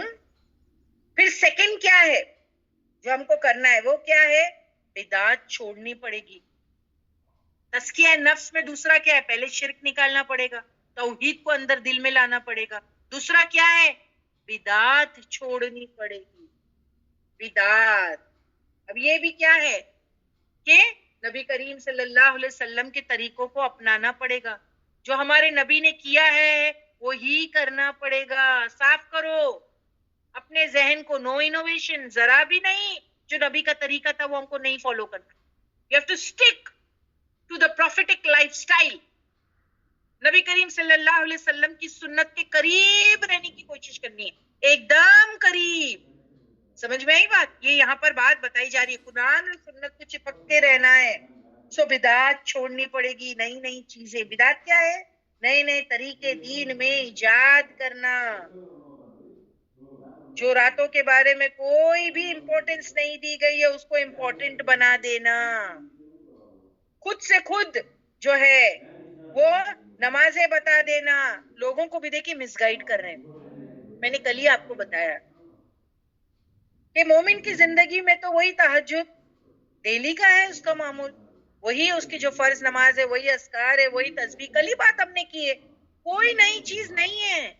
ये कौन जो है करता है, जो सारा साल भर सोते रहते हैं ना, सडनली उनको दिल में गिल्ट पैदा होती है और उनको एहसास होता है कि अरे अभी 15 दिन लेफ्ट फॉर रमजान, चलो वेक अप, चलो we have to become Muslim. So now what we do, come on, एक रात को पकड़ ले और फिर इसमें जो है रात भर इबादत है। कि रात भर इबादत रोज का काम है, मैं कह रही हूँ, मैं ये नहीं कह रही ना करो। अभी कुछ लोग ऐसे ना, वो ये भी कहते तू क्या हो गया, क्या इसमें बुरी बात है बाजी, इसमें क्या बुरी बात है, कम से कम पढ़ तो रहे हैं। देखिए दिस इज इनोवेशन। वो एक रात को ही क्यों पकड़ रहे हो, हम तो कह रहे हैं आपको साल भर करो, हम तो कह रहे हैं ना पूरा साल करो। जो आप वो रात में करते हो वो पूरा साल करो। और अल्हम्दुलिल्लाह we are doing that the entire year. तो हम लोगों को तो कुछ ऐसी चीज लगती नहीं फिर उसके बारे में, क्योंकि हमको तो पूरे साल करना है ये सारी चीजें, उसमें नई चीज क्या है ना। तो ये बिदात को छोड़ना पड़ेगा। तो दूसरी चीज क्या है यहाँ पर, बिदात को छोड़ना पड़ेगा। फिर ये तो हो गया हुकूकुल्लाह के मामले में। सेकंड जो है तस्किया नफ्स करना हुकूकुल इबाद के बारे में। किसी शख्स के लिए दिल में जलन, उड़न, बोग्स, किना, उसको भी दूर करना पड़ेगा, और करना ही पड़ेगा। अभी तो 15 दिन हार्डली रह गए हैं रमजान को। अगर कोई चाहता है कि वो अल्लाह की बख्शिश पाए तो फिर उसको लोगों के साथ अपना मामलात को तो ठीक करना ही पड़ेगा। अगर गलती आपसे हुए जाके सॉरी करें, जाए उनको मना ले। क्योंकि मैंने आपको बताया था जब दो मुसलमान एक दूसरे से रूठे रहते हैं 3 दिन ज्यादा हो जाए तो उनके अमाल ऊपर नहीं जाते, चाहे वो कितना भी कुछ कर ले। हम पिछले साल भी इन हदीसों को पूरा डेप्थ में पढ़ चुके हैं कि अल्लाह सुब्हान व तआला उनके अमाल को होल्ड पे रखता है। चाहे बड़े से बड़े जो है उन्होंने अमाल किया वो होल्ड पे रहते जब तक कि वो अपने आपस के ताल्लुकात को सही ना कर लें, दुरुस्त ना कर लें। एटलीस्ट सलाम दुआ ऑन करें, मुस्कुराते नहीं तो मुस्कुरा दें, सलाम दुआ, दैट्स इट। वरना अल्लाह सुब्हान व तआला सारे अमाल, सोचिए ना, आप खुद किसी को माफ नहीं कर सकते हो और चाहते हो कि अल्लाह सुब्हान व तआला आपको जो है बख्शिश दे दे। और हमारी जो रमजान की इबादत होती है उसमें हम क्या चाहते हैं, मन कामा रमदाना, क्या कहा था वो हदीस कौन सी है, मन कामा रमदाना, एक तो है मन सामा रमदाना, सामा यानी जो रोजा रखे रमदान में, और जो मन कामा रमदाना जो खड़ा रहा रातों की इबादत को, रातों की इबादत को जो खड़ा रहा यानी कियामुल लैल के लिए, तो उसके लिए क्या बात बता दी गई कि गुफिर लहू तक़द्दम मिन ज़ंब, उसके तमाम गुनाह माफ कर दिए जाते। गुफिर लहू मा तक़द्दम मिन ज़ंब, उनके जितने भी गुनाह हैं जब हम खड़े रहते हैं तो हमारी बख्शिश हो जाती है ना, हमारी बख्शिश हो जाती है ना। तो अब जब हम अल्लाह सुब्हान व तआला से बख्शिश चाहते हैं, तलबगार है, तो फिर हमको दूसरों को भी क्या करना पड़ेगा, माफ करें। वरना हम हमारे अमाल क्या हो जाएंगे, होल्ड पे रह जाएंगे। तो वो सारी चीजों को दूर करें, forget it, cut self, whatever has happened, give a new start. We don't know कि अल्लाह सुब्हान व तआला ने ये रमजान, अभी 15 दिन तो बाकी है, अगर हमको अल्लाह सुब्हान व तआला ये रमजान नसीब करा दे और हमारी बख्शिश हो जाए, पता नहीं जो है कि नेक्स्ट रमजान हमारे लिए ना हो, तो आप सोचो ये रमजान में बख्शिश करा के छोड़नी है अपनी। You have to try our best. तो उसमें तकब्बुर छोड़े, सब छोड़े, अपनी सफाई के पीछे लग जाएं। ठीक है, तो यहाँ पर ये भी चीज पता चल रही, क्यों? क्योंकि कद अफलहा मन तज़क्का। You want to become successful? Yes, if you want to become successful then you have to do cleansing, clean yourself, remove everything out. शिर्क जो है असगर, शिर्क जो है अकबर, लोगों के साथ अगर कुछ किया है सब निकालो। देखो ये तस्किया की बात है ना, कुरान के शुरू से ही ऑन है। अगर आप देखें जहां कुरान स्टार्ट होता है ना, तो वो सूरज से ही तस्किया की बात जो है वो ऑन है। तो पारा 30th पे भी वही बात आ रही है। कोई ये ना सोचे कि भाई फर्स्ट पारे से अब 30th पे पहुंच गए तो हम तो बड़े पाक हो गए। नहीं, रोज सफाई करो। 30th पारे पे पहुंच कर भी तुमको रोज सफाई करनी पड़ेगी। हाँ, अब हम आखिर की तरफ आ रहे 30th पारा, लेकिन सफाई इज ऑन। तस्किया के लिए वक्त मेहनत करें, रोज करो, डेली बेसिस पर करो। जैसे अपने चेहरों को साफ करते हो वैसा करो, जैसे कि अपने घरों को साफ करते हो वैसा करो। तो फिर क्या होगा? अफ़लह मन तज़क्का। You want to become successful, ये तरीका यहाँ पर बताया गया है। और best way is giving charity. देखिए इसमें क्या होता है, माल की सफाई, नफ्स की सफाई, दोनों चीज की। और अल्लाह सुब्हान व तआला की नाराजगी क्या चीज कम करती है? सदका खैरात। ये करना पड़ेगा। तो यहाँ पर ये पता चल गया हमको कि तुमको नेकियों के काम करने पड़ेंगे। तज़क्का, do purification of your heart and your soul. कद अफ़लह मन तज़क्का। You have to purify yourself and that on a daily basis. अल्हम्दुलिल्लाह, ये हो गई आयत नंबर 14। ठीक है, तो बाजी प्लीज पूछ लीजिए आयत नंबर 14 का। Now we are moving towards आयत नंबर 15। उम्मीद करती हूँ सबको समझ में आ गई आयत।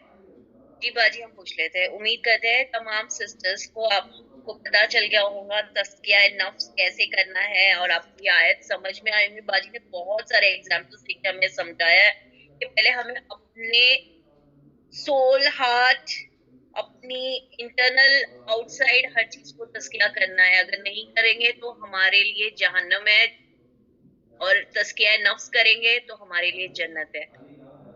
ठीक है, और फिर अल्हम्दुलिल्लाह क्या बाजी। करना है? नेक्स्ट आगे जाते हैं। अब फला पाने के लिए और क्या करना है? पहले तो बता दिया स्टेप नंबर 1, डू तस्किया।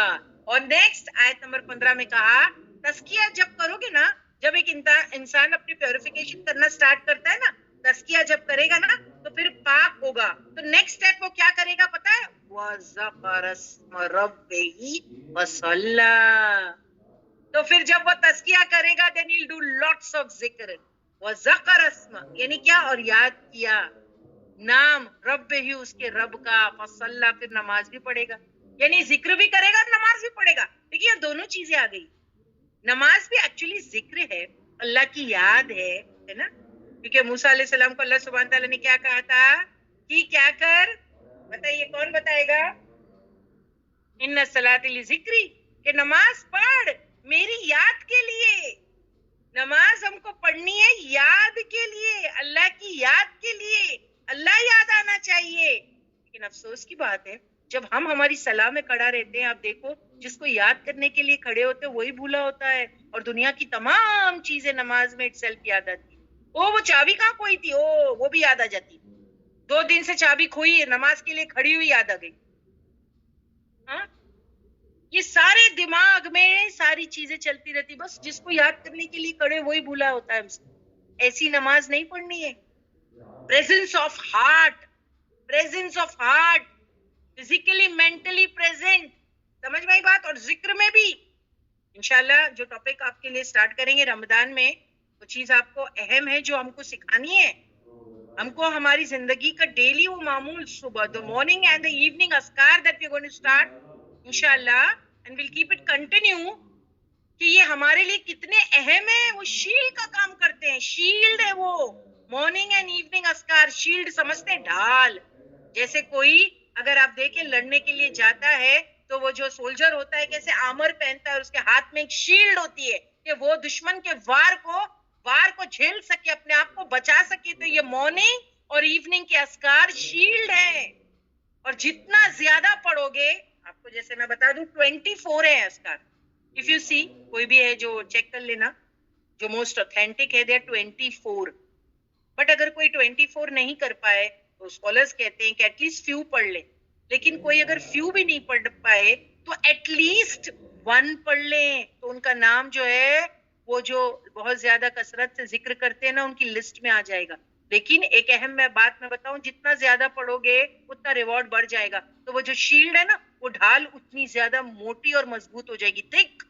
जितना ज्यादा पढ़ोगे ढाल थिक होगी। यहाँ तक कि स्कॉलर्स ये बताते हैं कि अगर कोई वो शील्ड पे वार करे, कोई दुश्मन अटैक करे, जादू हो सकता है, ईवल आई हो सकती है ना, कोई जलन, बुग्स, कुछ भी हो सकता है, वो शील्ड पर जब वो अटैक करेगा ना, नुकसान देने की कोशिश करेगा, तो शील्ड पर वो नुकसान बाउंस बैक होकर उसके पास चला जाएगा, यानी जिसने हार्म किया है उसके पास चला जाएगा। ये है ताकत मॉर्निंग एंड इवनिंग अस्कार में, जो हम बिल्कुल भी उस पर फोकस नहीं करते। अल्हम्दुलिल्लाह we are going to start that with you. Ramzan जैसे स्टार्ट होंगे इंशाल्लाह, यस आप सब पढ़ते होंगे ना, लेकिन हम उसको अननोइंगली, जैसे काम करना है और काम करके खलास करना है तो पढ़ते हैं ना, लेकिन इंशाल्लाह जब आप उसकी तफसीर सुनेंगे, जो टॉपिक हम स्टार्ट करेंगे, तो दिल से अस्कार पढ़ेंगे। जैसे होते हैं ना गोली, जो हम मेडिसिन खाते हैं, देखिए जिनको ब्लड प्रेशर होता है, जिनको डायबिटीज होती है, सुबह में उनको पता है, कितने यकीन के साथ वो टैबलेट को खाते हैं कि ये टैबलेट खाऊंगी तो सारा दिन सही से ऑपरेट कर पाऊंगी, क्योंकि मेरा ब्लड प्रेशर नॉर्मल रहेगा या मेरा शुगर नॉर्मल रहेगा। इस तरीके पर हमको यकीन आ जाएगा कि हम एक दिन भी अस्कार के बगैर नहीं रह सकते, कि आज मैंने अस्कार नहीं पढ़ा, आज मेरा दिन खराब, आज मेरा दिन अच्छा नहीं जाएगा, मैंने अस्कार नहीं पढ़ा। अल्लाह ने मोमिन को यह हथियार दिया है, we can not miss it. इसीलिए आपको ये इंशाल्लाह रमजान में हम जो है आपको बताएंगे, इसकी पूरी डेप्थ में इंशाल्लाह हम करेंगे। If it doesn't gets over also, I don't mind, I am never interested कि कोई टॉपिक खत्म हो, सही कहती हूँ। आई एम ओनली इंटरेस्टेड कि मैं जितना पढ़ाऊं आपको, और जितना आप पढ़े बराबर से पढ़े, भले हमारे अमल थोड़े हो, छोटे हो, लेकिन हमारे लिए जन्नत में जाने के लिए काफी हो। So please, when I'm going to start with the topic, I don't know when I'm going to end, but see that all of you be present, कि एटलीस्ट ये रमजान हम एक अच्छी चीज जो है हमारी जिंदगी में इम्प्लीमेंट करने की कोशिश करेंगे, एंड दैट इज दी जो है कि अस्कार वल सबा वल मसा, यानी जो है मॉर्निंग और इवनिंग के अस्कार हमारी जिंदगी में लाने की कोशिश करेंगे। हम पढ़ेंगे रेगुलरिटी, यानी रेगुलर बेसिस पर। और यहाँ पर वही बात हो रही है कि अगर तुमको फलाह पानी है, सही बोल रही हूँ, अगर तुमको फलाह पानी है, क्योंकि पीछे कहा गया ना 14 नंबर की आयत में, कद अफला मन तज़क्का, तो नंबर 1 पहले आपको तस्किया करना पड़ेगा। तस्किया जब कर लोगे तो ऑटोमेटिकली क्या होगा, सेकंड स्टेप, रब्बिही फसल्ला करोगे, यानी जिक्र भी करोगे कसरत से, जिसमें मॉर्निंग इवनिंग अस्कार आते हैं, फर्ज नमाजों के बाद जो अस्कार है वो आते हैं, वो सारी चीजें आपकी जिंदगी में आ जाएगी। फसल्ला, और नमाज भी पढ़ लोगे। तो तस्किया जब करेगा, पाक होगे, तो नेक्स्ट स्टेप है अल्लाह का जिक्र। हाँ, तस्बीह जिक्र एंड नमाज दोनों करनी है। शैतान सबसे ज्यादा अल्लाह के जिक्र से इंसान को दूर करता है, दुनिया के कामों में उलझा देता है। देखिए ना, मॉर्निंग और इवनिंग अस्कार के टाइम पे कितना ज्यादा परेशान करता है, क्योंकि हमको वहां एक जगह बैठ करके उन अस्कारों को करना है, इतना इरिटेट करता है, अल्लाह अकबर, इतना इरिटेट करता है। मैं अपनी बात कहती हूँ आपको, इतना डिफिकल्टी होती है मुझे वो मॉर्निंग और इवनिंग अस्कार कैसे पढ़ने, इतना सताता है। सो दुनिया के कामों में उलझा देता है, हालांकि दिल की जिंदगी अल्लाह के जिक्र से ही है। ये जो दिल है ना हमारा, ये दिल जिंदा तब रहेगा जब इसमें जिक्र जाएगा। मैंने आपको बताया था ना वो आयत कौन सी है कुरान की, के जिक्र से ही दिल हमारे मुतमईन होते हैं, हमारे दिल सेटिस्फाई होता है, हमारे दिल की भी भूख होती है। जैसे हमारे जिस्म की भूख है, वैसे हमारे रूह और दिल की भूख है, वो मिटती है अल्लाह के जिक्र से, क्योंकि अल्लाह ने हमारे दिल को कुछ ऐसा बनाया है कि उसको भी खाना चाहिए, उसको भी जिक्र चाहिए। अगर दिल को जिक्र नहीं दोगे तो बेचारा घबराता है, क्या करें, घबरा रहा है, क्यों खाना नहीं दिया उसको आपने। आप पेट को खाना दे रहे हो, लेकिन दिल को क्या दे रहे हो, रूह को क्या दे रहे हो, रूह की भी गिज़ा है, तो दिल तो घबराएगा ना। दिल तो घबराएगा, क्योंकि जिक्र से दिल क्या होते हैं, मुतमईन। और जिक्र माने अल्लाह का जिक्र। आज इंसान अपने दिल के यानी दिल को बहलाने के लिए बहुत सारी चीजें दे रहा है, लेकिन फिर भी सुकून नहीं है। आप देखिए, दिल को बहलाने के लिए कितनी ज्यादा चीजें दे रहा है, कितनी सारी, टेलीविजन, ओटीटी, घूमना फिरना, म्यूजिक, खाने पीने का सामान। लेकिन देखो, जब वो सारी चीजें खत्म हो जाती, फिर वो दिल उदास हो जाता है, फिर वो दिल उदास हो जाता है। ये सारी चीजें करके भी दिल उदास है, तो उसको क्या चाहिए? उसको ये थोड़ी चीजें चाहिए, दिल को ये सारी चीजें नहीं चाहिए। उसको क्या चाहिए? जिक्रिल्लाह तत्मईन कुलूब। यस, बिल्कुल सही। उसको तो जिक्र चाहिए, उसका खाना जिक्र है, तभी तो उसको अच्छा लगेगा ना। जैसे मैं आपको मिसाल दूं, फॉर एग्जाम्पल, मैं हमेशा अपनी बाइक की मिसाल देती हूँ। मेरी बाइक है, ठीक है, और उसमें हम लोग पेट्रोल डालते हैं, ठीक है। एक दिन अगर मैं उसमें पेट्रोल ना डाल के उसके अंदर मिरिंडा या थम्स अप डाल देती हूँ या पेप्सी डाल देती हूँ, फुल टैंक पेप्सी, चलेगी? मेरी बाइक चलेगी? इंजन उसका जैम हो जाएगा। क्यों जैम होगा? मगर मैंने तो पूरा 5 लीटर पेप्सी डाला है उसके अंदर, फिर क्यों नहीं चल रही है? क्यों नहीं चल रही है? या मिरिंडा डाला है उसके अंदर, क्यों नहीं चली? आपने गलत फ्यूल डाला है। यस, द आंसर इज आपने गलत फ्यूल डाला है।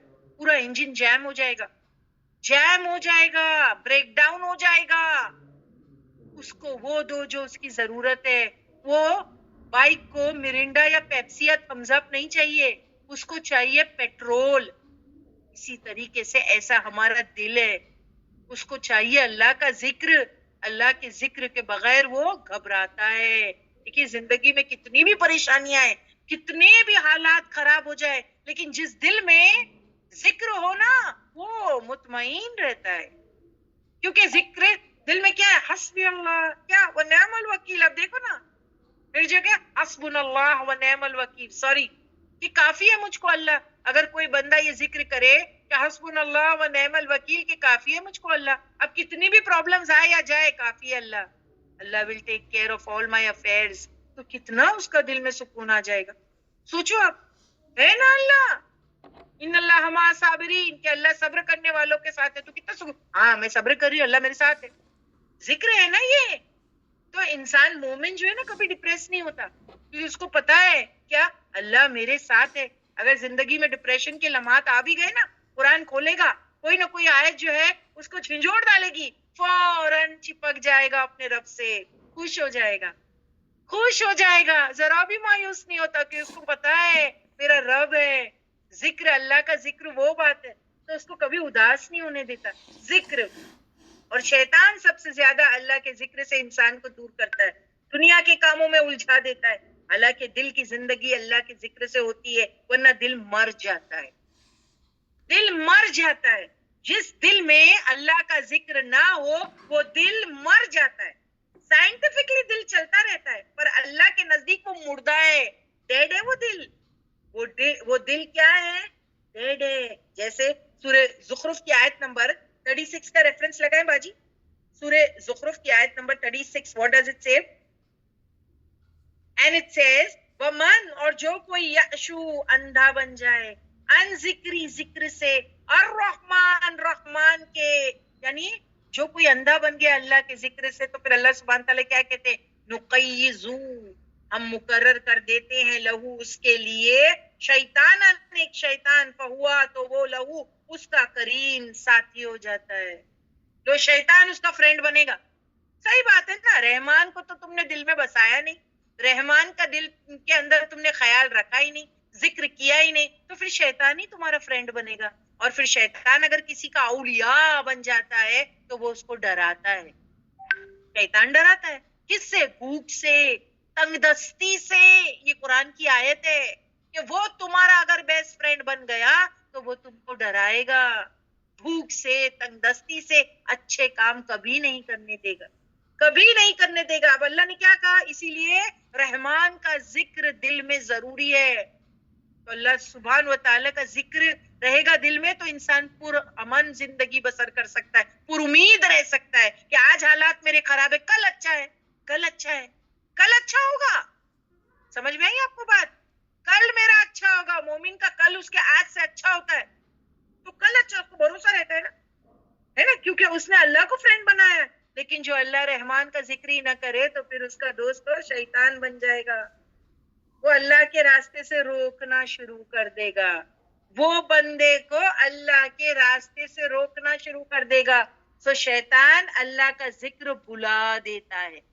देखो ना, जब जिक्र करने बैठोगे ना तो दुनिया की बातें याद दिलाएगा। अगर कभी आप जिक्र करने बैठ भी जाओ ना तो दुनिया की बातें याद दिलाएगा कि मुझे तो ये करना था, अच्छा ये करना है, अभी वो करना है, ये उसका वार है, ये उसका वार है, तो क्या करना है? औज़ु बिल्लाहि मिनश शैतानिर रजीम, क्या करना है? झिड़काओ उसको, भगाओ उसको। तो अब क्या प्रैक्टिकल टिप फॉलो करें कि किस तरह अल्लाह का जिक्र याद रख सके। सेलेक्ट टाइमिंग, एक टाइमिंग सेलेक्ट कर ले अपने लिए कि देखिए फजर के बाद ये टाइम से ये टाइम तक के मुझे अल्लाह का जिक्र करना है, असर के बाद ये टाइम से ये टाइम तक के मुझे अल्लाह का जिक्र। सेलेक्ट टाइमिंग कि हमने फजर के बाद असर के बाद अल्लाह का जिक्र करना है, एक जगह बैठकर। Is good. और फिर आप तो वो भी जानते होंगे ना कि एक उम्रे की जो है हमको गुड न्यूज दी जाती है कि जो कोई शख्स फजर से लेके सनराइज तक के एक जगह बैठ करके अल्लाह का जिक्र करे तो उसको यानी एक उम्रे का सवाब मिलता है। सोचो, रोज मिल सकता है। शैतान बैठने देता है मगर, तो चलो बैठना अच्छा है। अभी कोई कहे कि नहीं हमारे लिए पॉसिबल नहीं, फजर में हमारे बहुत काम होते हैं, शौहर होते हैं उनके टिफिन होते हैं, बच्चे होते हैं उनके टिफिन होते हैं, ठीक है, तो आपके लिए फिर दूसरी चीजें क्या है? चलते फिरते करवटों पर ऑल्सो अलाउड। देखिए, और जिक्र करने के लिए अगर कोई वजू करे तो वो अफजल है, लेकिन अगर कोई वजू में ना भी हो तो बगैर वजू भी अलाउड है। जिक्र करना चलते फिरते, क्या सुभान अल्लाह, अल्हम्दुलिल्लाह, अल्लाहू अकबर, इसके लिए कोई वजू की जरूरत नहीं है, करे तो अफजल, नहीं तो फिर दैट इज ऑल्सो ओके। कोई शर्त नहीं लगा दी गई।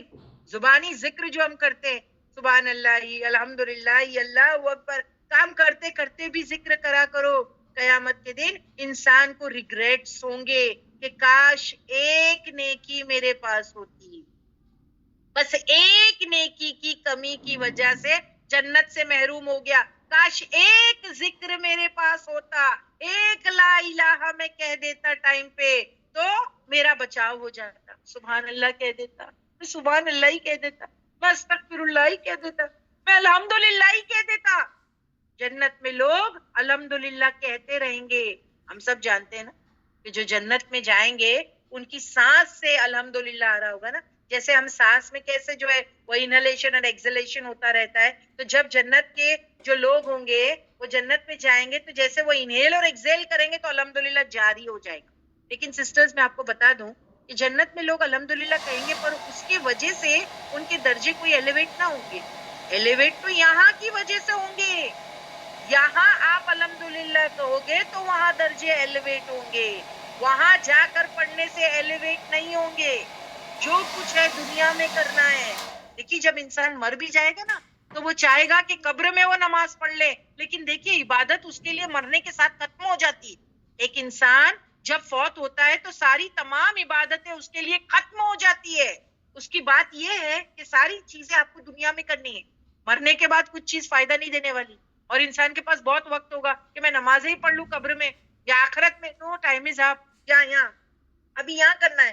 सो जन्नत में लोग अल्हम्दुलिल्लाह कहेंगे पर उसके वजह से उनके दर्जे एलिवेट नहीं होंगे, बुलंद नहीं होंगे। एलिवेट तो यहाँ की वजह से होंगे। अमाल जो दुनिया में उन्होंने किए, अल्हम्दुलिल्लाह कहा, जिक्र किया, उसके वजह से एलिवेट होंगे।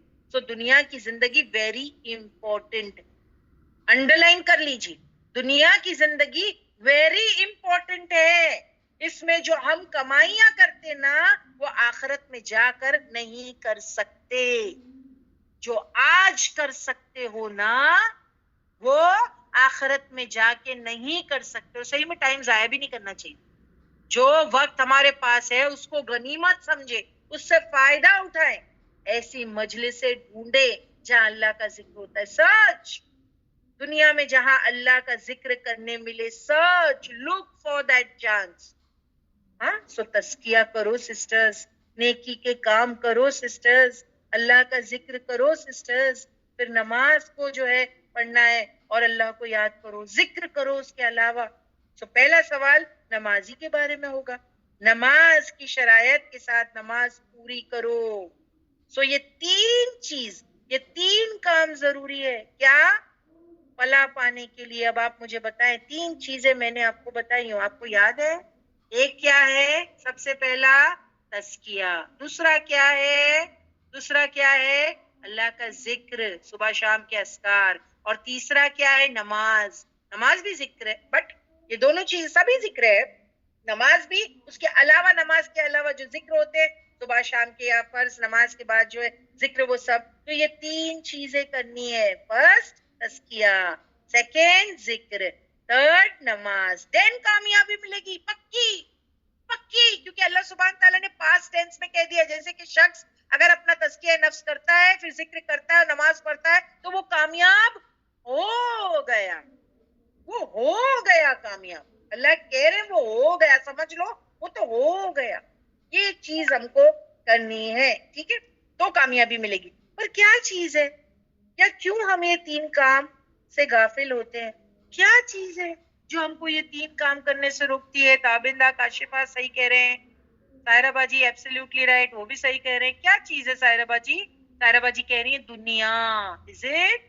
चलिए नेक्स्ट आयत लगाएं, देखते हैं क्या चीज हमको ये 3 काम करने से रोकती है। And right, all of you are right, it is बल तुसिरूनल हयातद दुनिया। ये है सारी problem.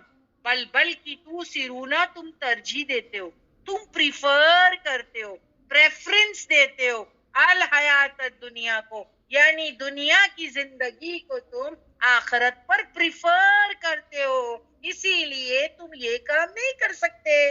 You can not do that. मैंने आपको कहा तस्किया नफ्स इज अ डिफिकल्ट काम। आपको बहुत सारी चीजों की कुर्बानी करनी पड़ेगी और उसमें दुनिया भी आ सकती है, और इंसान दुनिया को नहीं छोड़ता, नहीं छोड़ना चाहता। इसीलिए ये 3 काम उससे होते नहीं। इसीलिए आयत नंबर 16 से बल की तू सिरूना, तुम तरजीह देते हो अल हयात दुनिया, दुनिया की जिंदगी को। 16 नंबर की आयत। तुम 3 काम नहीं कर सकते। क्यों? यू प्रिफर दुनिया की जिंदगी ओवर आखिरत। हम तो दुनिया जो है दारी में पड़े रहते हैं ना, कहां से जो है तस्किया नफ्स करें? अब देखिए, घर साफ करना हो मेहनत लगती है ना, चेहरे पर फेशियल करने के लिए कितनी मेहनत लगती है, कितना वक्त लगता है। एंड नफ्स का तस्किया सोचते खुद ब खुद हो जाएगा। घर को साफ करने के लिए कितना वक्त देते हैं, चेहरे को साफ करने के लिए कितना। अब सोचें कि एक इंसान अगर पार्लर में चला जाए और वो जो है कि क्लीन अप है या फेशियल है या ब्लीच करे, तो वो कितने देर के बाद में घर पे आएगा? चलिए बताए कितनी देर? कम से कम, चलिए कम से कम 3 आवर्स। ओके, जायदा Singh 3 hours, Anisa Singh 2 hours. Okay, 3 hours लेते। चलिए फेशियल है, ब्लीच है, व्हाटएवर पूरा जो है वो क्लीनिंग करके आ रहा है, तो उसके लिए भी टाइम लगा ना। घर की सफाई भी टाइम चाहती है। और फिर हम चाहते हैं कि तस्किया नफ्स खुद ब खुद हो जाए। कैसे होगा ऐसा? हाँ, अल्लाह का जिक्र का वक्त नहीं हमारे पास, नहीं होता ना। अल्लाह का जिक्र का वक्त नहीं, तस्किया का वक्त नहीं, नमाज का वक्त नहीं। पता है क्यों? क्योंकि उस टाइम में हमने कुछ और चीजों को भर लिया है। हर वक्त हमारे हाथ में एक चीज होती है। क्या है वो? जल्दी बताइए। हर वक्त हमारे हाथ में एक चीज होती है, और वो है मोबाइल। जिसके पास कोई काम भी नहीं है ना, सही मैं कहती हूँ, वो भी आज बिजी है। वो मोबाइल ले करके वो भी आज बिजी है, यानी अपने बेड पे बैठे हैं। अब देखिए, एक घर में हर एक शख्स, पहले जब मोबाइल का जमाना नहीं था तो वो बैठ के एक दूसरे से बात किया करते थे, लेकिन आज पेरेंट्स जो है वो औलाद से बात करना पसंद नहीं करते, औलाद जो है वो पेरेंट्स से नहीं, क्योंकि हर एक के हाथ में ये एक फोन है और उसमें वो लगे हैं और खुश हैं। टाइम नहीं मिल रहा तस्किए का, क्यों? फोन है हाथ में। टाइम नहीं मिल रहा है किस चीज का? नमाज का, जिक्र का, क्यों? फोन है। हर वक्त फोन हाथ में होता है। TV, OTT, Facebook, social media नहीं छोड़ेंगे। हाँ, सोशल मीडिया छोड़ेंगे तब नमाज पढ़ेंगे। इधर चेक योर 1 डे रूटीन। आपके लिए, मेरे लिए, हम सब के लिए यहाँ पर एक आज हमको क्या करना है? अपने एक दिन की रूटीन को चेक करना। कौन सी चीज फालतू है जिनको छोड़ दूं तो नुकसान नहीं मेरा। फालतू काम निकालो, फिर ये चीज जिंदगी में आएगी ना। तस्किया, जिक्र, नमाज, इट नीड्स टाइम। सब चीजें जब हमारा फोन खा जाता है तो फिर कहाँ से हो? ये 16 नंबर क्या है था। लेकिन अगर कोई लोग इस पर पढ़ते हैं, कोई काम की चीजें देख रहे हैं, तो देखो that is a different thing. Right now दो, अगर आप देखिए 2:15 से हम बैठे हैं, तो अब जो है 4:20 हो गए, ऑलमोस्ट 2 आवर्स हो गए। 2 आवर्स हम फोन के साथ है, मगर अब देखो आप फोन के साथ क्या कर रहे हो, ये भी जिक्रुल्लाह है। What is this? जिक्रुल्लाह, ये जिक्रुल्लाह है। आपको इसमें इबादत का सवाब है जो अब हम कर रहे हैं। तो हमको जो है हमारे गैजेट से भरपूर फायदा उठाना है, उसको सिर्फ दुनिया के काम में नहीं लगाना है कि गैजेट्स अल्लाह ने हमको दिए हैं, इससे आखिरत का फायदा भी उठा ले तो बेहतर है। तो यहाँ क्या कहा गया है कि तुम सिर्फ दुनिया के पीछे जो है वो लगे रहते हो, है ना। तो ये हो गई आयत, आयत नंबर 17 लगाए बाजी। लेकिन अल्लाह सुब्हान तआला कहते सिर्फ दुनिया के पीछे पड़े हो, तुमको दुनिया इतनी अच्छी लगती है। मैं तुमको सच्ची बात बताऊं, वल आखिरतु खैरु व अबका है, पर वल आखिरतु और आखिरत खैरुन वो बेहतर है, उम्दा है, वो अबका और क्या है, बाकी रहने वाली। दुनिया इसके ऑपोजिट है, ना वो खैरुन है, उसमें टेंशन है, वरीज है। करेक्ट। दुनिया में आप देखो टेंशन एंड वरी, जो मालदार है उसको भी टेंशन है, अल्लाह अकबर, जो गरीब है उसको भी टेंशन है। कुछ ना कुछ टेंशन, वरीज, प्रॉब्लम्स दुनिया में है। It's a part and parcel, ये इम्तिहान की जगह है ना। तो इससे बेहतर क्या है आखिरत। क्यों? क्योंकि वो खैरून है, उसमें टेंशन नहीं है, वरी नहीं है, और वाब का और लॉन्ग लास्टिंग, बाकी रहने वाली, ऑलवेज हुम फिया खालिदून। दुनिया की हकीकत क्या है, कुल्लू मन अलैहा फान, सब कुछ खत्म हो जाने वाला है यहाँ पर, ये थोड़ी बाकी रहने वाली है। तो बाकी रहने वाली को तरजीह ना दो, सॉरी, बाकी रहने वाली को तरजीह दो उस पर जो फना होने वाली है। फना होने वाली दुनिया है, उसको तरजीह ना दो, बाकी रहने वाली को तरजीह दो। Give importance, think about long term फायदा। तुम दुनिया को तरजीह देते, हालांकि आखिरत बेहतर है और बाकी रहने वाली। दुनिया की एक दौड़ लगी हुई है, आज आप देखो क्या उसके पीछे हम सब भाग रहे हैं, माल कमाने में, कोई लाइफस्टाइल कमाने में पीछे भाग रहा है। इसमें हम इतना फास्ट भाग रहे हैं कि आखिरत का सोचते भी नहीं। अल्लाह जिसको फला कहता है वो है जन्नत और उसकी नेमत। हम समझते हैं ये सब जो है बाद की बातें कि दिखती नहीं है ना। देखिए दुनिया तो हमको दिखती है ना दुनिया, लेकिन आखिरत हमको नहीं दिखती, तो हम उसके लिए कोशिश भी नहीं करते। दुनिया दिख रही है, इसकी जो है चमक धमक सब दिख रही है। एग्जाम्पल दूं, मैं दूं आपको कि हम जो है कि आखिरत को छोड़ के दुनिया के पीछे भागते हैं। जैसे पीछे मैंने अभी आपको एग्जाम्पल दिया था कि अपना जायजा ले कि क्या मुझे नेकियां अच्छी लगती हैं और क्या मुझे बुराइयों से नफरत है। देखिए वहां पर कितने हम में से फेल हुए होंगे, कितने फेल हुए। हमको तज़किया नफ्स की जरूरत है। और यहाँ पर भी मैं अभी आपको एक बेहतरीन मिसाल से समझाने वाली हूँ कि हम दुनिया को जो है वो तरजीह देते हैं आखिरत के ऊपर जो बाकी रहने वाली है।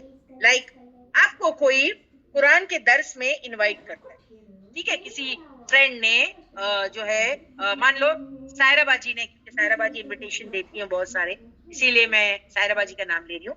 सायरा बाजी ने फुला बाजी को इनविटेशन दिया। सायरा बाजी आपने फुला को दिया, ओके, whomsoever किसी को भी दिया, ओके, या काशिफा भी हो सकती है, यानी ताबिंदा तुम लोग भी दे रहे हो, चलो तुम लोग तीनों जो देते हो ना लिंक्स, तो तुम लोग का नाम, बाकी भी दे रहे होंगे मगर जिनके नाम आ रहे हैं उनके नाम ले रही। तो सायरा बाजी जो है किसी को लिंक फॉरवर्ड कर रही है कि आज आइए 30th पारा नेरुल बैच, और जो है कि कौन सा सूरा है, सूरे आला, सब बिस्मि रब्बिकल आला, सुभान रब्बियल आला। आइए सुनिए, देखिए बहुत इंपॉर्टेंस है। अब हम वित्र की नमाज पढ़ेंगे, है ना, और फिर जो है मसाजिदों में जाएंगे, तो फिर जो है आपको याद भी कर लेना चाहिए, और आपको तर्जुमा है तो फिर वाही क्या बात है, सोने पे सुहागा। तो फिर आप आइए, चलिए आ जाइए। लुबना बाजी जो है वो दर्स देने वाले, ठीक है, आपको कोई कुरान के दर्स में इनवाइट करता है, सायरा बाजी ने यानी किसी को इनवाइट किया, थ्रू सेल कॉल किया, लिंक भी सेंड किया। अब आप कहते हैं सायरा बाजी मैं आ तो जाती मगर क्या करूं, मेरे सर में बहुत दर्द है और मेरी तबीयत जो है बहुत खराब है, मेरे सर में दर्द हो रहा है, वरना मैं जरूर आती और मुझे चाहिए था कि 30वां पारा मैं पढ़ूं, किसी से पढ़ूं, आपने मुझे टाइम पे दिया, मगर क्या करूं बाजी मेरे सर में बहुत दर्द है। ठीक है, फिर सायरा बाजी रख देती है कि सायरा बाजी का काम तो हो गया, जो भी फुला बाजी को कॉल किए थे। उसके बाद में फुला बाजी जिनको सायरा बाजी ने कॉल किए थे, एक और कॉल आता है और क्या कहा जाता है, सुना तुमने फुला सो एंड सो, अरे वो वहां पर है ना मॉल में सेल लगा हुआ है, सेल लगा हुआ है। कहाँ पर? वो फुला मॉल में। खाने पीने की चीजें, अभी देखिए ना जनवरी स्टार्ट हो गया है, अभी जो पुराने स्टॉक होंगे कपड़े, जूते, चप्पल, वैसे भी जो है रमजान आने वाले, तो खरीद के रख ले तो बेहतर है। क्या बोलते हैं 70% सेल, 70%? अरे क्या बात है। अब आप क्या करते हैं, भले दर्द हो रहा होगा, मैं नहीं बोलूंगी कि फीमेल झूठ बोल रही है, मैं ये नहीं बोलूंगी क्योंकि मोमिन झूठ नहीं बोलता। तो सायरा बाजी हम लोग ये नहीं बोलेंगे कि वो झूठ बोल रही है। हाँ? सायरा बाजी हम लोग ऐसा समझेंगे भी नहीं, हम बेनिफिट ऑफ डाउट देंगे। अगर आप किसी को लिंक देते हैं और उनको वो शख्स आपको कहे कि मैं बीमार हूं, तो आपको कुछ दूसरा गलत सोचना भी नहीं है, क्योंकि एक मोमिन किसी दूसरे मोमिन के लिए गलत नहीं सोच सकता। अगर वो खातून ने आपसे कहा है कि भाई मेरे सर में दर्द है, तो आप उसको मान के चले, हाँ चलो तबीयत ठीक नहीं होगी, सर में दर्द है, नहीं अटेंड करना चाहती, इट्स ओके। लेकिन अभी किसी और ने जो है फोन किया, तो वो खातून ने क्या किया पता है, फौरन अपने मेडिसिन बॉक्स में से एक डोलो 650 निकाल लिया या एक सेरेडोन निकाल लिया और फौरन खाया, चलो अब जाना तो पड़ेगा ना, और खा लिया। सी, सुना, अब जो है जाना है, सो डोलो 650 से काम चला और चलो सेल में जाते हैं। अब सवाल ये है, आपने किसको तरजीह दी, आपने किसको अहमियत दी? साहिरा बाजी ने आपको कॉल करके इकरा की लिंक जो है वो ऑफर किया और कहा आइए 30th पारा है, आपके सर में दर्द था, लेकिन फुला फ्रेंड ने आपको कॉल किया कि चलो मॉल में 70% का सेल लगा है, आपने फौरन you popped up on Dolo 650 and you left the house. आपने किसको तरजीह दी? सोचो, सोचने की बात है, हो गई बात। यहाँ अल्लाह ने बता दिया, तुम तस्किया क्यों नहीं कर सकते, तुम जिक्र क्यों नहीं कर सकते, तुम नमाज क्यों नहीं कर सकते, क्यों? क्योंकि बल तुसिरून अल हयात दुनिया, तुम दुनिया को तरजीह दे रहे हो, लेकिन अल्लाह कहते वल आखिरत खैरु अबका, आखिरत तो बेहतर है, जिसके पीछे तुम भाग रहे हो वो बहुत बेहतर है। फिर आपने किसको प्रेफर किया? दूसरा एग्जाम्पल दू, अभी एक और एग्जाम्पल दो क्या? आज एग्जाम्पल से सीखना है, बस डेली रूटीन के एग्जाम्पल से सीखेंगे और आपको सोचना है किसको मैंने अहमियत दी। नेक्स्ट एग्जाम्पल, किसी ने कुरान क्लास अटेंड करने के कोर्स के बारे में बात की कि भाई एक कोर्स है, ठीक है, आप अटेंड कर लें। कितने साल का है भाई? भाई 6 महीने का है। कौन सा? तजवीद का है। कुरान जो है वो तजवीद से मखारिज से पढ़ेंगे, या तो ये है, या तो फिर कितने महीने का है? 6 महीने का कोर्स है। ओके, 6 मंथ्स का। ओ, मैं आ जाती भाई, लेकिन 6 ही महीने का है, क्या प्रॉब्लम है? फ्री है, वो भी फ्री चीजें हमको अच्छी लगती है ना, फ्री, बिल्कुल। तजवीद के लिए पैसे नहीं देना, दुनिया की सारे चीजों के लिए पैसे देंगे, लेकिन कुरान के लिए पैसे नहीं देंगे, फीस नहीं देना उनको, तजवीद फ्री है, फ्री है। बाजी ने कहा फ्री है, आ जाओ आ जाओ, क्या करते हो आप, आ जाओ। 6 मंथ्स, बहुत अच्छे, मखारिज, अरे पूरा तर्जुमा आप कुरान का पढ़ लोगे, तजवीद आ गई तो अच्छा, बहुत अच्छी बात है ये, क्या करूं? बच्चे छोटे हैं, कोई कहेगा जिनके छोटे हैं वो कहेंगे मेरे बच्चे छोटे हैं, क्या करूं? छोटे बच्चे, कोई कहेगा अरे बाबा बच्चे का भी 10th स्टैंडर्ड के एग्जाम स्टार्ट होने वाले, कोई कहेगा 12th स्टैंडर्ड के, कोई कहेगा बोर्ड एग्जाम है, यानी ये एक्सक्यूजेस स्टार्ट हो जाती है। ठीक है, फिर वो जो है, अभी ये बार ताबिंदा बाजी ने कोर्स का दिया, पिछली बार का जो एग्जाम्पल सायरा बाजी के नाम से था, अभी ताबिंदा बाजी ने किसी को जो है वो लिंक दिया और ताबिंदा ने कहा आओ 6 महीने का कोर्स कर लेते हैं हम। तो फुला बाजी ने कहा नहीं ताबिंदा, मेरे बच्चे छोटे हैं, बच्चों के बोर्ड एग्जाम है, फुला ये है, ये ऑल द वेरी एक्सक्यूज। उसके बाद ताबिंदा ने फोन रख दिया। फिर फुला फ्रेंड का फोन आया और कहा अरे सुनो, एक बहुत अच्छा जॉब ऑफर है, करती हो क्या? कितनी सैलरी? अरे 30,000, वो भी टाइम तुम्हारे हिसाब से, फ्लेक्सिबिलिटी, फ्लेक्सिबिलिटी, आप उसको 33 लाख भी कर सकते हैं। देखिए जिसके जो समझ में आए, जिसकी जो स्टैंडर्ड ऑफ लिविंग रहती है, वो वही हिसाब से बात करेगा। तो मैंने कहा 30,000 या 40,000, यानी जो 3 लाख या 4 लाख का ऑफर आप वो रख दें। कितना? 3 लाख, कितना? 30,000, 45,000, और क्या? Flexible hours. O yes, I will do it, वो ये तो मुझे करना ही चाहिए। फिर बच्चे, बच्चों का क्या होगा? बच्चे छोटे हैं, अरे जब 3 लाख रुपए मिल रहे हैं तो डे केयर में डाल देंगे ना, क्या प्रॉब्लम है? डे केयर में डाल देंगे या फिर सास के वहां छोड़ देंगे। अरे लेकिन बच्चे के बोर्ड एग्जाम चल रहे हैं ना, 10th स्टैंडर्ड का, 12th स्टैंडर्ड, कोई बात नहीं, ट्यूटर रख लेंगे ना, मतलब एक्स्ट्रा पढ़ाने के लिए। Will manage, we also can manage, the tutor will also manage. सवाल ये उठता है आपने किसको तरजीह दी?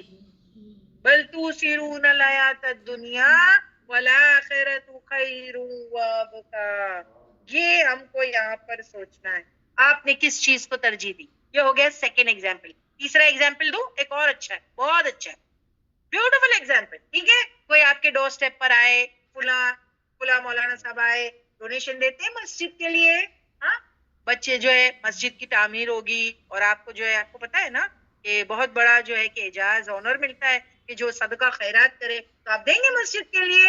हाँ, अब क्या करें, अब डोर स्टेप पर आ गए, अब क्या करें, शाबान भी चल रहा है, रमजान भी, चलिए ठीक है 500 निकाल के दे देते हैं, ये लीजिए मस्जिद के डोनेशन के लिए 500, हाँ ठीक है। फिर वो चले गए भाई, और फिर इतने में एक कॉल आया, कॉल आया, कॉल में एक रिलेटिव की शादी है, कॉल में एक रिलेटिव की शादी का इनविटेशन का कार्ड आया कि भाई 15 दिन के बाद हमारी जो है वो, या नेक्स्ट वीक हमारे जो है फ्रेंड सर्कल में उनकी शादी है, शादी है, अल्लाह अकबर। अब क्या, अब इतने इतने फंक्शन है, पूरे हफ्ते मजे, पूरे हफ्ते ही मजे हैं, अब क्या, चलो निकालो कपड़े कबाड़ में से, और फिर कबर्ड में से देखो कि कौन से कपड़े आउटडेटेड हो गए और कौन से अब नए खरीदने पड़ेंगे, अब नए खरीदने पड़ेंगे, डिजाइनर वेयर, अब जाने पड़ेंगे, और एक एक कपड़े, डोंट टेल मी दे अजाब, वो अल्लाह अकबर, 10,000 के कपड़े, 10,000 बारात का अलग, हल्दी मेहंदी का अलग, एंड हियर यानी दूसरे की शादी में, वो क्या कहते हैं, बेगानी शादी में अब्दुल्ला दीवाना, यानी दूर की शादी लेकिन पूरे घर में कपड़े हमारे आएंगे, ओके, और कितने पैसे जाएंगे, 40-50 हजार, इट्स ओके, चलेगा। देखिए आपने किसको तरजीह दी, मस्जिद के लिए 500 रुपीज, शादी में जाने के लिए 60,000 के कपड़े, तो आपने तरजीह किसको दी, बल तुसीरून अल हयात दुनिया वल आखिरतु खैरु व अबका, ये है जो यहाँ पर बात बताना है। तो जो खत्म होने, यानी जो खत्म हो जाने वाली है वो आगे है, वो आगे, जो फिनिश होने वाली, जो पानी है वो हमारे आगे, जो बाकी रहने वाली है वो पीछे है।